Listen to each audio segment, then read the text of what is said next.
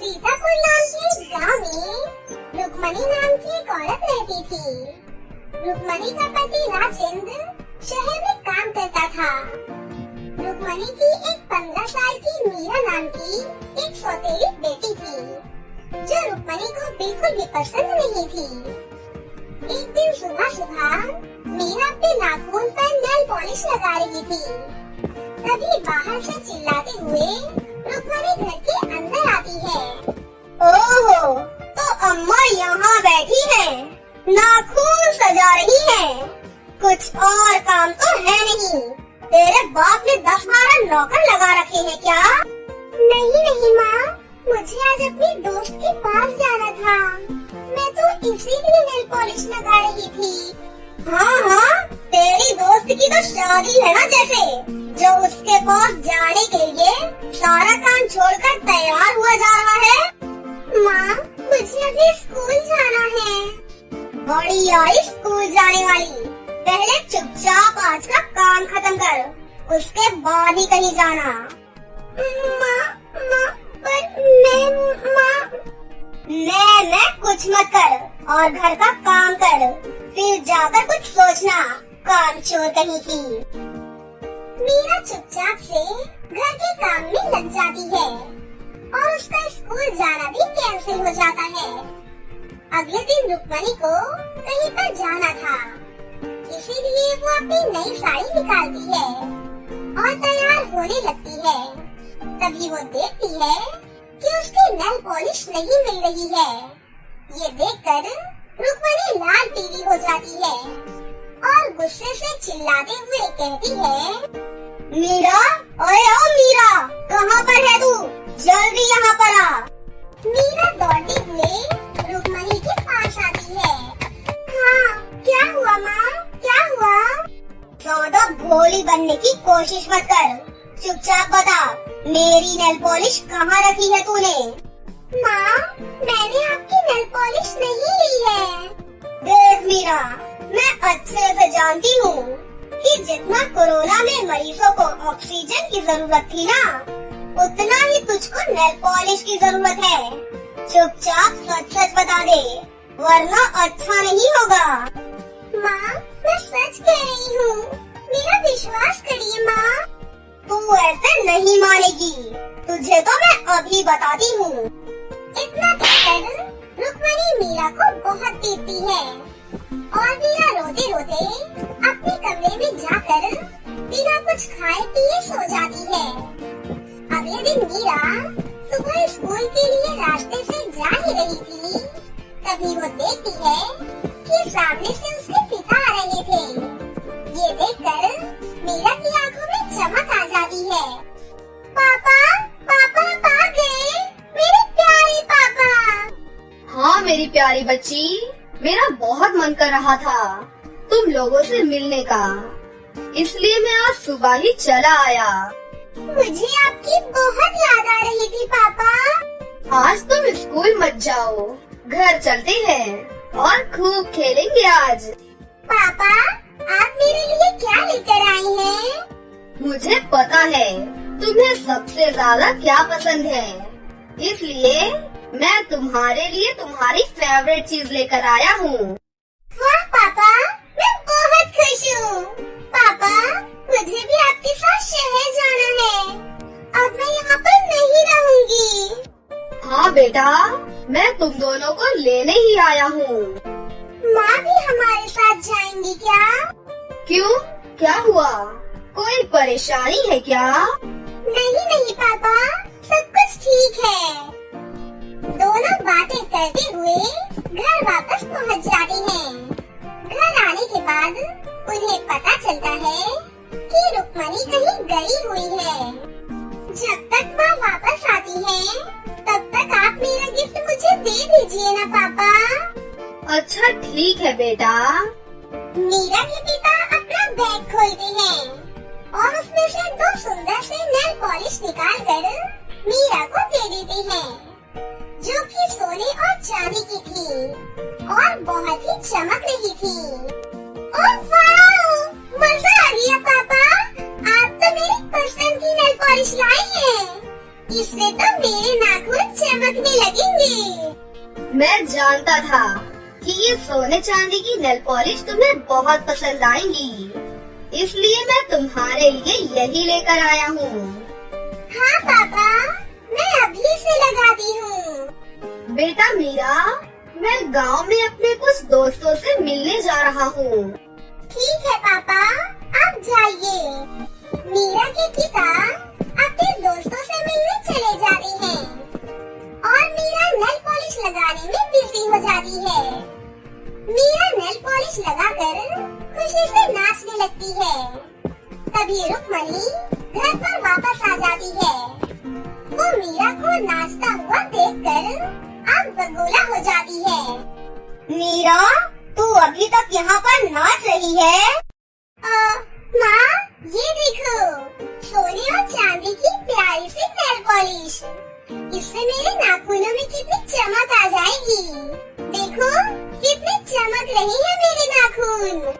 तेरी इतनी हिम्मत, तू घर का सारा काम छोड़कर नाच गाना कर रही है। आज तो मैं तेरे नाखून ही नहीं छोड़ूंगी। ना रहेगा बांस और ना बजेगी बांसुरी। माँ, सॉरी माँ, मुझे प्लीज माफ कर दीजिए ना माँ। मैं अभी घर का सारा काम कर देती हूँ। आज तो तेरा हमेशा के लिए खेल ही खत्म कर देती हूँ मैं। रुक्मणी गुस्से में रसोई घर में जाती है और वहाँ से एक चाकू लेकर आती है। रुक्मणी उस चाकू से मीरा के सारे नाखून जड़ से उखाड़ देती है। इसमें मीरा को बहुत दर्द होता है और मीरा जोर जोर से चिल्लाकर रोने लगती है। माँ, ये नेल पॉलिश मेरे लिए पापा लेकर आए थे। पापा? मतलब वो आ चुके हैं? हाँ, पापा गाँव में अपने दोस्तों से मिलने गए हैं। फिर मीरा रोते हुए अपने कमरे में भाग जाती है और रोते रोते सो जाती है। अगले दिन में मीरा को सोकर उठने में बहुत लेट हो जाती है। रुक्मणी को ये देखकर बहुत गुस्सा आता है और वो मीरा के कमरे में जाती है और बोलती है, ओहो, महारानी भी अभी तक सोई हुई है। लगता है कल की मार भूल गई। बाप का लाड ज्यादा ही सर चढ़ रहा है। उसके बाद मीरा रुक्मणी को अपने नाखून दिखाती है। मीरा के नाखून देखकर रुक्मणी के तो होश ही उड़ जाते हैं, क्योंकि मीरा का घाव बिल्कुल ठीक हो गया था। और इतना ही नहीं, उसके नाखून सोने के बन चुके थे। हे भगवान, ये कैसे हुआ? रुक्मणी की आवाज सुनकर मीरा के पिता भी वहाँ पर आ जाते हैं। अरे भाई, क्या हुआ? कोई हमें भी तो बताओ। देखिए जी, मीरा के नाखून कितने बड़े और सोने के हो गए हैं। अरे वाह, अब तो हमारी बेटी राजकुमारी हो गई है। और हाँ, मैं तुम्हें ये बताने वाला था कि तुम दोनों अब मेरे साथ चलोगी। अब हम तीनों आराम से शहर में ही रहेंगे। ये सुनकर सभी बहुत खुश होते हैं और मीरा के पिता मीरा और रुक्मणी को अपने साथ शहर ले जाते हैं। शहर जाने के बाद मीरा अब राजकुमारियों की तरह रहने लगती है और घर का सारा काम रुक्मणी को ही करना पड़ता था। बहुत समय पहले की बात है। आरोही अपने माता पिता के साथ खुशी खुशी दिल्ली शहर में रहा करती थी। गर्मियों की छुट्टी थी, इसलिए आरोही अपने माता पिता के साथ गांव घूमने अपने चाचा चाची के घर रामपुर जा रही थी। आरोही बहुत ज्यादा खुश थी और पूरे रास्ते अपने माता पिता से बातें कर रही थी। मम्मी पापा, कितने दिन बाद हम गांव घूमने जा रहे हैं। मैं तो वहाँ जाकर बहुत एंजॉय करूँगी, भाग जाऊंगी, वहाँ पर आम खाऊंगी, लीची खाऊंगी, सुबह सवेरे उठूंगी, चिड़ियों की आवाज सुनूंगी, अच्छा मौसम देखूंगी। गांव में कितना ज्यादा मजा आता है। थोड़े से दिन कब बीत जाते हैं पता ही नहीं चलता। हाँ आरोही बेटा, तुम बिल्कुल ठीक कह रही हो। गांव में बहुत ज्यादा मजा आता है और तुम वहां जाकर बहुत एंजॉय करना। तुम खुश तो हम भी खुश। तुम्हारी खुशी के लिए ही तो गांव जा रहे हैं, वरना तुम तो जानती हो तुम्हारे पापा को बिल्कुल भी टाइम नहीं था। इस तरह हंसी खुशी पूरा परिवार गांव की ओर बढ़ रहा था, लेकिन किसको क्या पता था कि आगे उनके साथ क्या होने वाला है, क्या दुर्घटना घटने वाली है। इस हंसते खेलते परिवार को किसकी नजर लगने वाली है। कुछ ही समय बाद एक हादसा होता है, जिस कार में आरोही जा रही थी अपने माता पिता के साथ, उस कार का एक्सीडेंट हो जाता है और उस एक्सीडेंट में आरोही के माता पिता की तुरंत ही मृत्यु हो जाती है। आरोही को कुछ चोटें आती हैं और जब इस बात की खबर आरोही के चाचा किशोर दास को लगती है तो वह तुरंत हादसे वाली जगह पर पहुंचते हैं और आरोही को दिलासा देते हैं। आरोही का रो रो कर बुरा हाल था।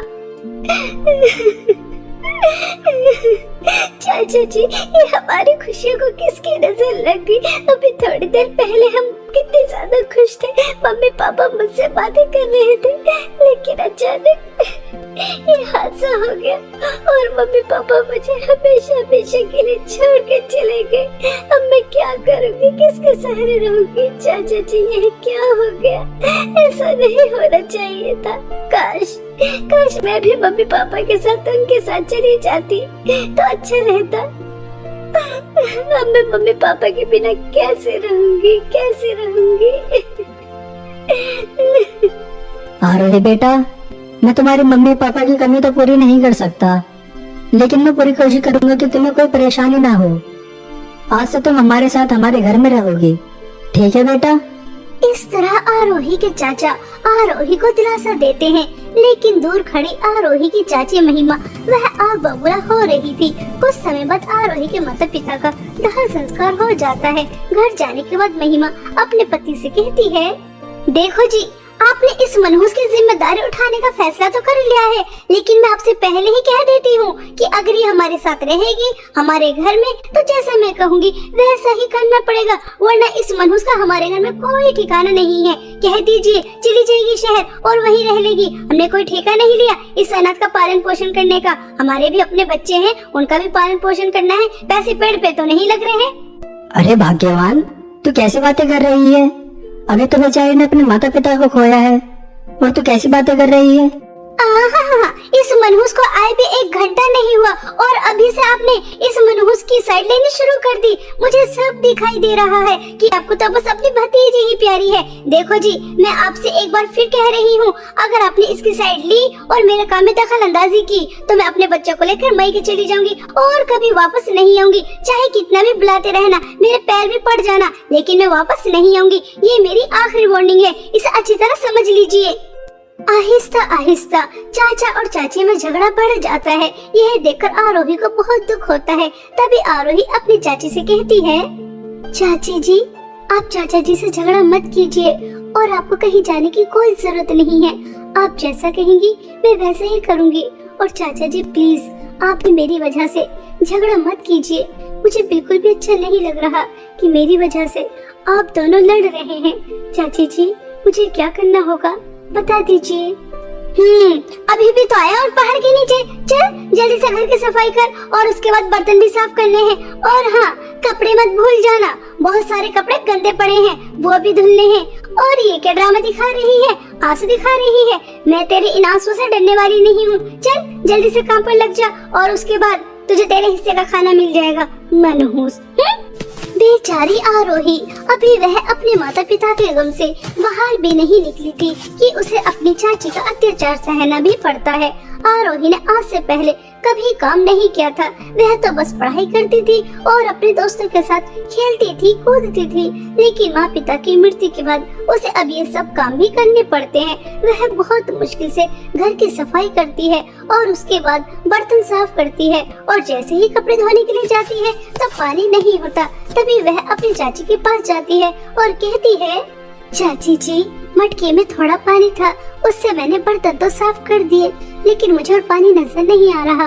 कपड़े कैसे धोऊं समझ में नहीं आ रहा। हाँ मनहूस, मुझे पता है कि पानी नहीं है और हमारे घर में पानी तुम्हारे घर की तरह नहीं आता। जैसे शहर में टोटी लगी होती है, हमारे यहाँ पर नदी पर जाकर पानी भर के लेकर आना होता है और उससे काम करते हैं और कपड़े हम नदी पर जाकर धोते हैं। इससे सारे गंदे कपड़े उठा, नदी पर जा और उन्हें धो के लेकर आ। और कहीं पर भी दाग धब्बा नहीं होना चाहिए, साफ सुथरे होने चाहिए, समझ रही है ना? तभी तुझे खाने के लिए मिलेगा, वरना सोच ले रोटी का एक निवाला नहीं मिलने वाला। आरोही रोते हुए सभी गंदे कपड़े उठाती है और नदी पर धोने चली जाती है और वहां जाकर बहुत मुश्किलों से उन कपड़ों को धोती है और रोती रहती है और उसके बाद घर आ जाती है। महिमा अपने पति और अपने बच्चों के साथ खाना खा रही थी और दूर खड़ी आरोही देख रही थी। तभी महिमा का छोटा बेटा राहुल आरोही से कहता है, दीदी दीदी आप दूर क्यों खड़ी हैं? सुबह से आप बस काम ही कर रही हैं, कुछ खाया भी नहीं है। आ जाइए, हमारे साथ बैठकर खाना खाइए। कोई जरूरत नहीं है इस मनहूस नौकरानी को हमारे पास बुलाने की। जब हम सब खाना खा लेंगे उसके बाद ही हमारे आगे का बचा कुचा खाएगी, यही इसकी औकात है, इससे ज्यादा नहीं। और तू ज्यादा दीदी का चमचा मत बन, आज के बाद मैं तुझे इससे बोलता हुआ ना देख लूं। ऐसा कहकर महिमा अपने बेटे को चुप कर देती है और उसके बाद सभी खाना खाकर चले जाते हैं और बेचारी आरोही उनके आगे का बचा कुचा खाती है और अपने माता पिता को याद कर बहुत रोती है।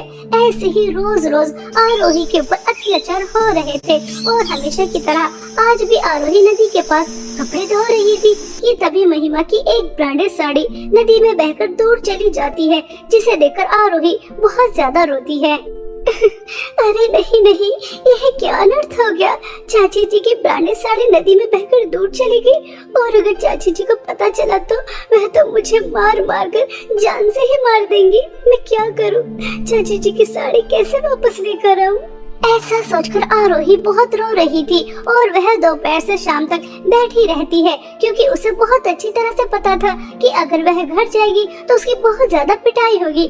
लेकिन और वह कर भी क्या सकती थी, उसे घर भी जाना था। आरोही बहुत हिम्मत करती है और घर चली जाती है और अपनी चाची को बता देती है कि कैसे उनकी साड़ी बहकर दूर चली गई। जब वह यह सुनती है तो गुस्से में लाल पीली हो जाती है और आरोही की बहुत ज्यादा पिटाई करती है और उसके बाद उससे कहती है, मनहूस वह साड़ी मेरी फेवरेट थी और मेरी सबसे ज्यादा महंगी थी, तूने उसे इतनी आसानी से नदी में बहा दिया, जरूर यह तूने जानबूझकर किया है।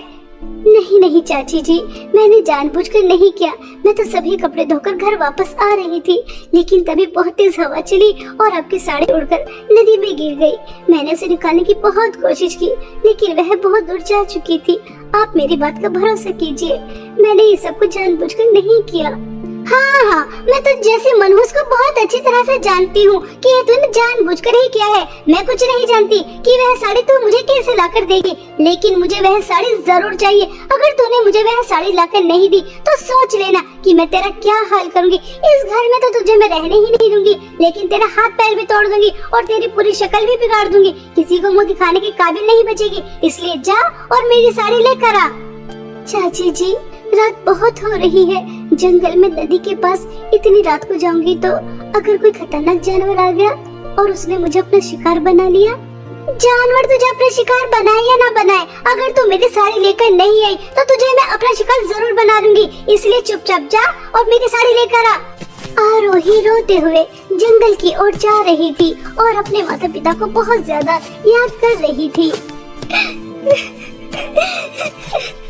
पिताजी, आप दोनों मुझे अकेले छोड़कर क्यों चले गए? काश उस कार एक्सीडेंट में मैं भी आप लोगों के साथ मर जाती तो कितना अच्छा रहता। कम से कम मुझे आज चाची का इतना अत्याचार तो सहना नहीं पड़ता। उन्होंने मुझे इतनी रात को घर से बाहर निकाल दिया। अब मैं उनकी साड़ी कहाँ से लेकर आऊंगी? अगर साड़ी नहीं लेकर आई तो वो मुझे अपने घर में रहने तो देंगी ही नहीं, साथ में पिटाई भी बहुत ज्यादा करेंगी। आज मुझे आप लोगों की बहुत याद आ रही है। इस तरह आरोही रोते हुए नदी तक पहुंच जाती है, लेकिन वहां जाकर आरोही देखती है तो पूरा नजारा बदला हुआ ही होता है, क्योंकि आरोही देखती है कि उसके सामने दो नदी हैं। एक तरफ सोने के मटके बह रहे थे तो दूसरी तरफ चांदी के मटके बह रहे थे, जिसे देखकर आरोही कहती है, अरे यह मैं क्या अद्भुत नजारा देख रही हूँ। मेरे सामने सोने और चांदी के मटके की नदी, लेकिन दोपहर तक तो ऐसा कुछ भी नहीं था। दोपहर तो यहाँ पर सादा पानी बह रहा था, लेकिन अचानक ये सब क्या? आरोही ऐसा कह ही रही थी कि तभी जादू सोने के मटके की नदी से आवाज आती है। यह वह नदी नहीं है जिसके बारे में तुम बात कर रही हो। तुम रास्ता भटक गई हो और तुम यहाँ आ गई। चलो अच्छा ही है कि कोई इंसान यहाँ तो आया। मैं इस जादू सोने के मटके की नदी हूँ और इस सोने के मटके के अंदर एक चुड़ैल है जो बहुत ही ज्यादा खतरनाक है। वह कैद है और जैसे ही वह चुड़ैल आजाद हो जाएगी तो तुम्हें बहुत सारी धन दौलत देगी, इतनी सारी धन दौलत कि तुम्हारी जिंदगी में कभी किसी चीज की कोई कमी नहीं होगी। लेकिन वह चुड़ैल आजाद होकर तबाही भी मचा सकती है, लेकिन वह तुम्हें कुछ नहीं कहेगी। मैं कब से किसी इंसान का इंतजार कर रही थी लेकिन कोई यहाँ पर आता ही नहीं था। चलो अच्छा है कि जाने अनजाने में तुम यहाँ आ गई। मैं जादू चांदी के मटके की नदी हूँ और जादू चांदी के मटके के अंदर एक बहुत सुंदर परी है जिसे एक चुड़ैल ने कैद किया है। अगर तुम उसे आजाद कर देती हो तो तुम्हें मिलेगा तो कुछ भी नहीं, लेकिन वह परी आजाद हो जाएगी। अब तुम्हारे हाथ में है कि तुम्हें धन दौलत चाहिए या तुम परी को आजाद करना चाहती हो। जादू सोना चांदी के मटके की नदी, मैं धन दौलत का लालच नहीं करूंगी। धन दौलत के लालच में आकर एक खतरनाक चुड़ैल को आजाद नहीं करूंगी, बल्कि मैं एक अच्छी परी को आजाद करूंगी। चाहे इसके बदले मुझे कुछ भी ना मिले, मैं बुरा काम कभी नहीं करूंगी। इसलिए मैं जादू चांदी के मटके की परी को आजाद करना चाहती हूँ। ऐसा कहकर आरोही जादू चांदी के मटके को उठाती है और जादू चांदी के मटके की परी को आजाद कर देती है। जैसे ही परी आजाद होती है तो वह उससे खुश होकर उसे बहुत सारी धन दौलत देती है। बहुत सारे हीरे, सोना, पैसा, इतनी सारी धन दौलत पाकर आरोही बहुत ज्यादा खुश होती है और परी को धन्यवाद कहकर अपनी चाची के घर आ जाती है। इतनी सारी धन दौलत देकर चाची की आंखें चमक जाती हैं और महिमा आरोही को जोर से थप्पड़ मारकर कहती है, इतना सारा सोना, हीरे, पैसे तुझे कहाँ से मिले? मुझे सच सच बताना। अगर तूने मुझसे झूठ बोलने की कोशिश भी की तो मैं तुझे नहीं छोड़ूंगी। जल्दी बता कि तुझे इतनी सारी धन दौलत कहाँ से मिली, कहाँ से लेकर आई? क्या कहीं तूने चोरी की है? आरोही अपनी चाची को सब सच बता देती है कि उसे जादू सोने और चांदी के मटके की नदी मिली जहाँ से उसे इतनी सारी धन दौलत मिली है। यह सुनकर महिमा लालच में आ जाती है और वह मन ही मन में सोचती है, ये मनहूस तो हमेशा बेवकूफ की बेवकूफी रहेगी। जब जादू सोने के मटके की नदी कह रही थी कि चुड़ैल को आजाद करने की वजह से इसे इतनी सारी धन दौलत मिलेगी कि पूरी दुनिया में इससे अमीर कोई और नहीं होगा, तो ये क्या बेवकूफ थी जो इसने जादू चांदी के मटके को चुना और उसकी परी को आजाद किया? मैं तो जादू सोने के मटके को चुनती, बेवकूफ। ऐसा सोचकर महिमा भी जादू सोने और चांदी के मटके की नदी के पास पहुंच जाती है और वहां जाकर तुरंत जादू सोने का मटका उठा लेती है और उसे खोल देती है। और जैसे ही वह उसे खोलती है तो उसके अंदर से बहुत ही ज्यादा खतरनाक चुड़ैल निकलती है और वह चुड़ैल तुरंत ही महिमा को खा लेती है और दोबारा से जादू सोने के मटके के अंदर चली जाती है। इस तरह आरोही की चाची को उसके लालच और बुरे कर्मों की सजा मिल जाती है और वहीं दूसरी तरफ आरोही अपने अच्छे स्वभाव की वजह से इतनी सारी धन दौलत के साथ एक हंसी खुशी जीवन बिताती है।